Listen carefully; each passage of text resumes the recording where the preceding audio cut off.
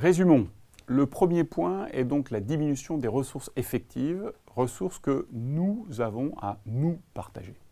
Le « nous » que je viens d'utiliser fait explicitement référence au deuxième grand point, la question de la population, c'est-à-dire du dénominateur du ratio ressources par habitant. Le nombre de personnes qui vont devoir se partager ces ressources augmente à vive allure. Les chiffres sont là aussi connus. Nous étions 2,5 milliards en 1950. Nous avons franchi le cap des 5 milliards du côté de 1987-1988. Nous sommes à 7,2 milliards fin 2014 et le chiffre de 9,5 à 10 milliards pour 2050 est désormais une hypothèse moyenne. Une hypothèse haute serait que nous soyons plus de 16 milliards en 2100. Quels que soient les chiffres, quand on met les deux premiers points en regard, nous sommes confrontés à un effet de ciseau fondamental.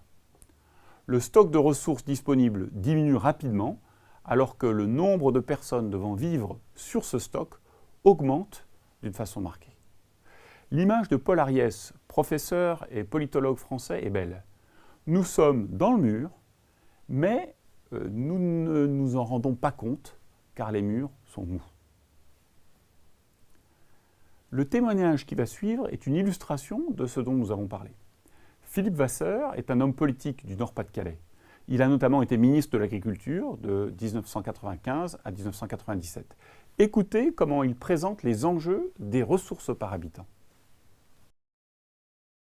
Si on prend la première moitié du XXIe siècle dans lequel nous sommes aujourd'hui, nous allons passer de 6 milliards d'habitants en l'an 2000 à 9 milliards, 9 milliards et demi, 10 milliards en 2050.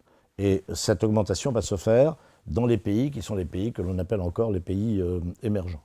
Et donc, même avec une croissance faible, c'est-à-dire la croissance que nous connaissons aujourd'hui, nous allons avoir une augmentation de la production mondiale, une augmentation du PIB mondial qui sera multipliée par 4 au cours de ce demi-siècle. Ça nous pose des problèmes.